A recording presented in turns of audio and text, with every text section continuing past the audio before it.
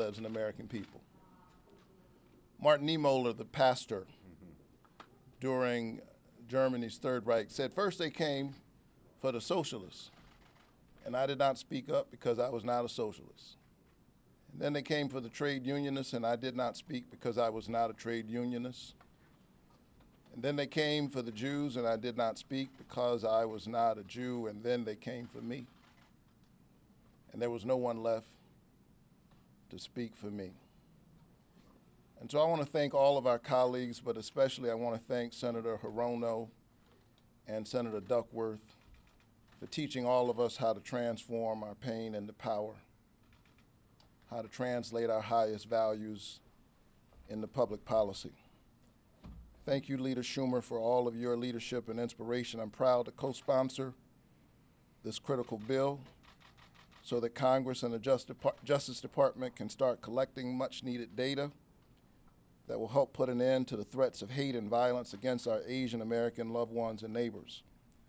And I'm especially proud that my colleagues worked with me to include a critical provision in this legislation that names and acknowledges the pain and experiences of Georgia's AAPI community specifically, and make sure we never forget the names attached to lives and families that we lost in the horrific shootings in Atlanta last month. This bill has been worked on by Democrats and Republicans. It is necessary, it is urgent, it is bipartisan. After what we saw happen a few weeks ago in Georgia, and we're seeing too often, violence against AAPI individuals that we keep seeing over and over again, it is absolutely critical for us to act. And so I'm glad about the work of the people that's gotten us closer to getting this bill over the finish line. Here's what's at stake. Dr. King said we're tied in a single garment of destiny. Whatever affects one directly affects all indirectly. He said injustice anywhere is a threat to justice everywhere. In that spirit, I hope that all of our Senate colleagues will join us in recognizing the importance of this legislation by affirming our commitment to standing up against hate and helping us pass this bill on the floor. Thanks. Thank you. Well said. Questions? Senator Schumer. Yes. Leader Schumer, I was wondering what your thoughts were on Congresswoman Waters' comments in Minnesota about being more confrontational if the verdict doesn't go that way in the Chauvin trial. Were those appropriate comments? Congresswoman Waters said she wants peace. Every senator wants peace. Yes. Senator, on that note on the trial, just what are your thoughts on the trial where it stands? President Biden said today he was praying for the right verdict, and that the evidence is overwhelming. Your thoughts on that? And just my thoughts are that I hope that justice is brought to the Floyd family. Yes, next. I wonder if you can give us a status update on guns. Are you closer to a 60-vote solution? What would that look like? Yes. And secondly, we're coming up on 100 days of the Biden White House. I wonder if you can reflect a little on the lessons you learned from the Obama years and how you've applied those in the way you. Okay, with two separate questions. On the first one, Senator Blumenthal, who is here, and his colleague from Connecticut, Senator Murphy, are working very hard to come up with a proposal that can pass the Senate. And we're going to vote on guns. There's no question about it. We're going to vote on gun safety. The times demand it. And on the second one, look, I've said this before. In 2009 and 10, we did not put together a robust recovery bill, and we stayed in recession for too many years.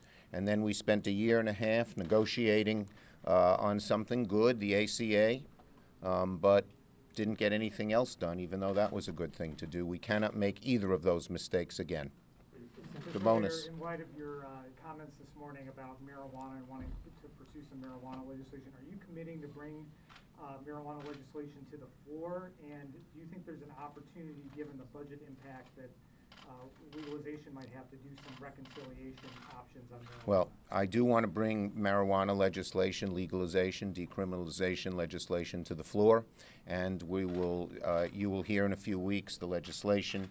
It'll answer part of your second question that Senators Booker and Wyden and I will put forward. Manu. Given how volatile of a situation it is in Minnesota right now. Why is it okay for any member of Congress to say protesters should get more confrontational? Everyone, all senators and Congressman Waters has said she wants peace. That's what we want. Yes. She said more confrontational. Yes. The White House endorsed the DC statehood bill today. Is that something that you're going to bring to the floor of the Senate? Or is that gonna Look, I believe strongly in DC statehood, and we will try to work a path to get it done. Absolutely. Thank you, everybody. What about policing reform, Senator? Policing reform, we are working on policing reform, and it's again something we hope to get done.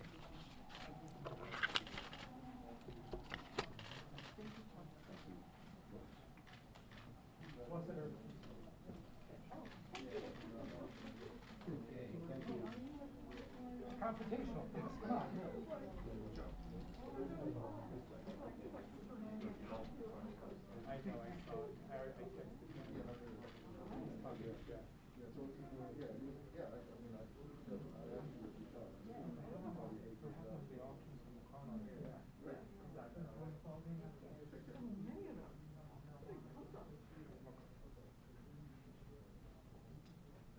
All right, Kevin, we're all done. Thank you. All right. And Can you handle it?